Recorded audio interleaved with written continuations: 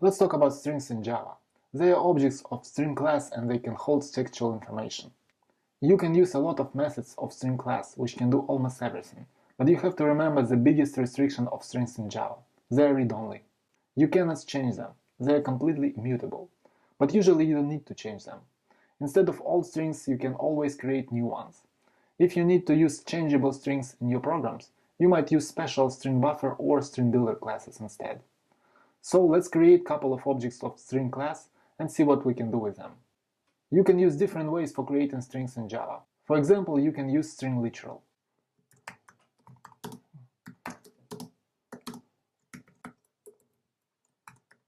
And here we have created our first string. Let's print it to the console.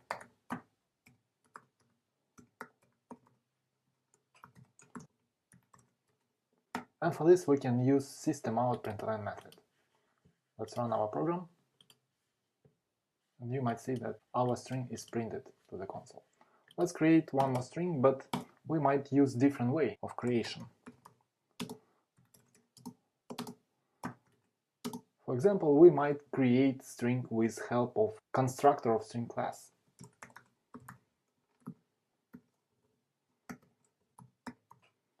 And let's print both strings. And you might see that both strings were printed. And we can create third string different way. I just want to create an array of characters and create string from this array, which are letters, can be letters. And this is an array equals new char.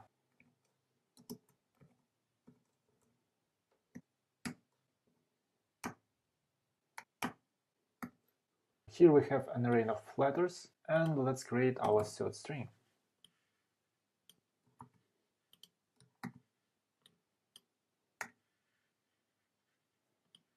And here we can pass our letters. Here we have our third string, and let's print it also. As you might see that all three our strings were printed, but actually we don't have spaces between words. Let's add spaces.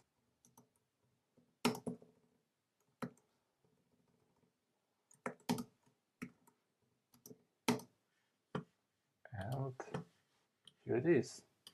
So here we created three different strings with three different ways. There are a lot of them, you can find much more, but I think that's enough for now. And let's look at a couple of interesting methods of string class.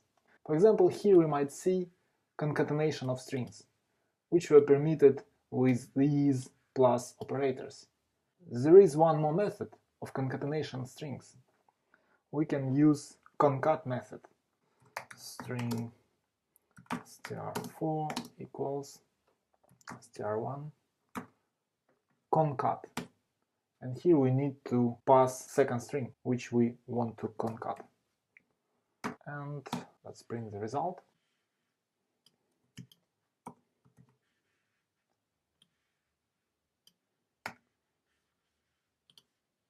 And you might see that these two strings were concatenated.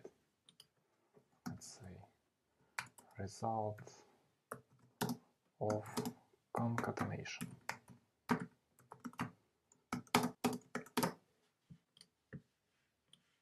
This is it. Also, we might want to compare two strings. We can do it with equals method.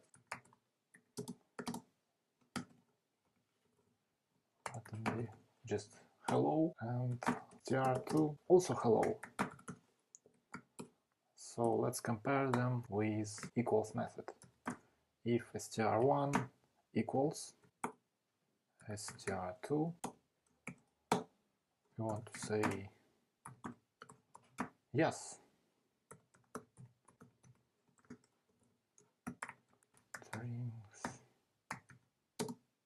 are equal. Or we say no. Strings are not equal. And let's run the program. We might see that strings are equal. Okay, what if I change a couple of letters? And here we have strings are not equal. And what if we have first string with small letters and second string with big letters? In this case, we will get no, because actually they are not equal, because we have different letters. What if I want to have yes for these two strings? Because in first string I have hello, and in second string I have hello. So I just want to ignore case of my letters. We can do it.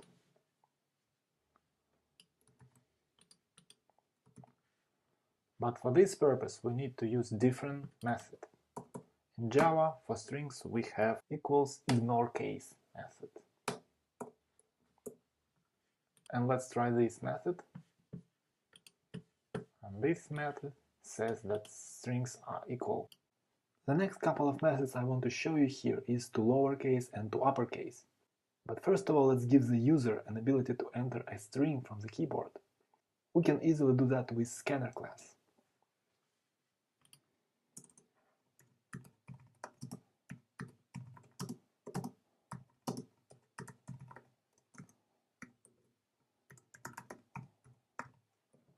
And we need to import scanner. And then let's close the scanner.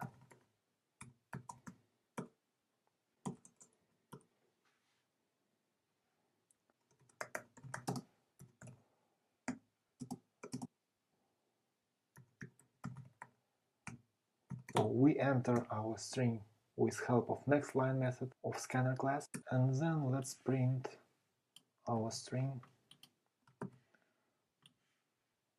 to the console. str5 to lowercase, and let's print it with to uppercase method.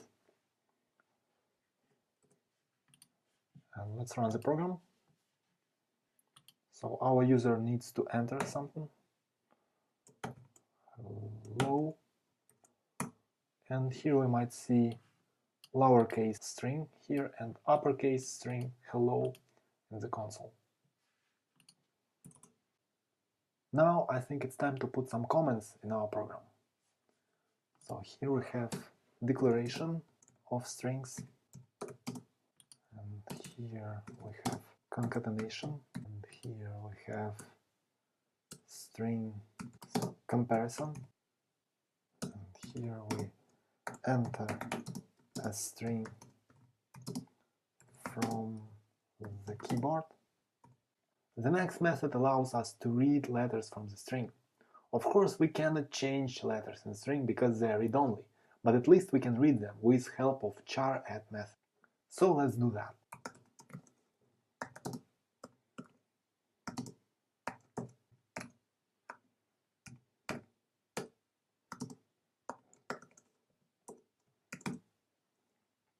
Here we use length method, which returns the length, the amount of letters in our string. And now let's print our letters.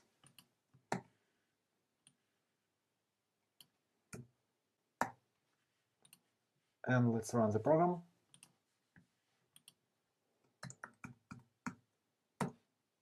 And we can see our letters.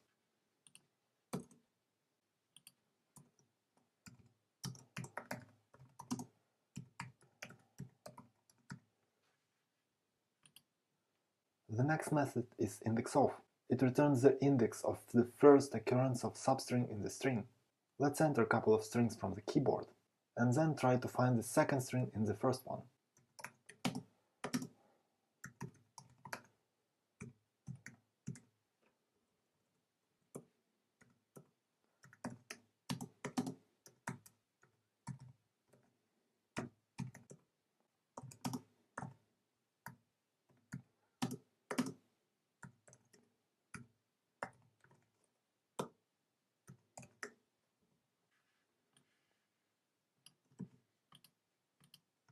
And let's print the result.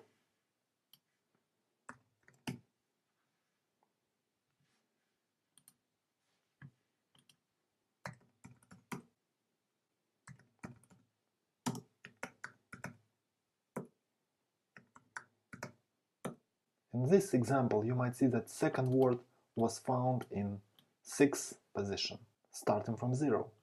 0, 1, 2, 3, 4, 5, 6. Let's try this program once again.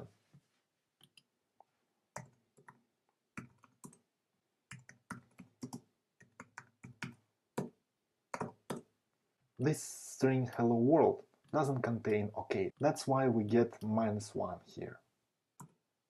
And the last method I want to show you is substring. It allows us to get a part of some string. We need to specify a position of beginning and a position of the end of the substring. Let's try this method.